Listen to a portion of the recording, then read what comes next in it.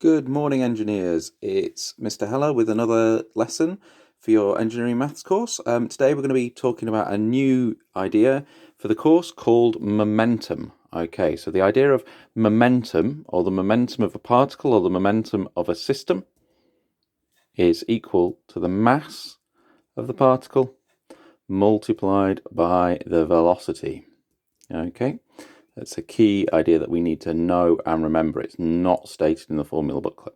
Okay, so the momentum of a particle is equal to the mass times the velocity. So let's see what we can do with this. Question 1, total momentum. Diagram shows a particle with a momentum of 112 Newton seconds. A bit of a weird unit there, but it's going to help to keep everything in terms of meters, seconds and kilograms later on. The particle has a velocity of 28 meters per second, as shown. So 28 meters per second, and the question asks us to calculate the mass of the particle. Well, let's use the fact that momentum is going to be equal to the mass times the velocity. Okay, and the mass of the particle I'm going to call m, and the velocity I'm being given is 28, and I'm going to say that that's 112. We'll worry about the units later. Then I can say that m is equal to 112 divided by 28, so m is equal to 4 kilograms.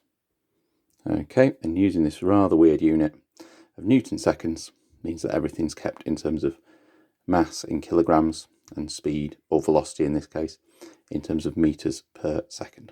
Okay, so second question asks us to find the total momentum of the two particles shown. Well, again, I want mass times velocity for the momentum.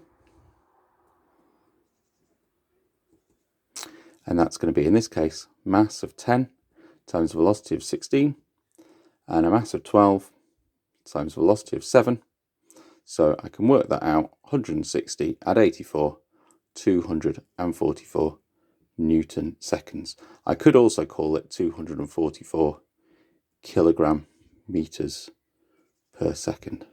Okay, units of Newton seconds or kilogram meters per second are interchangeable. Okay, question 3 asks us to find the total momentum.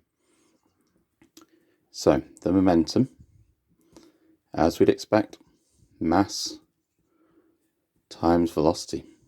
Now this time it's important to understand why we're talking about velocity and not speed.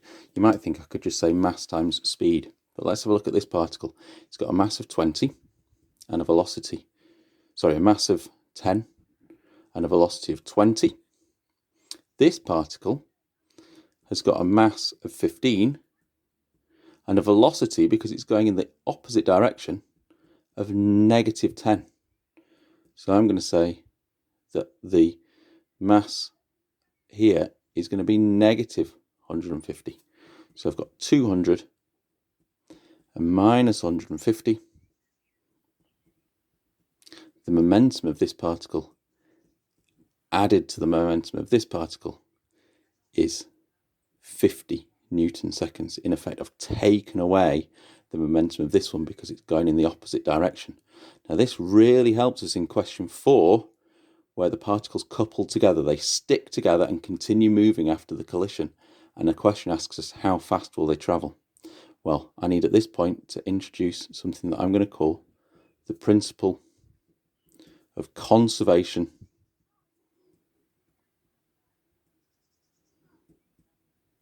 of momentum. And that states that if no external forces act,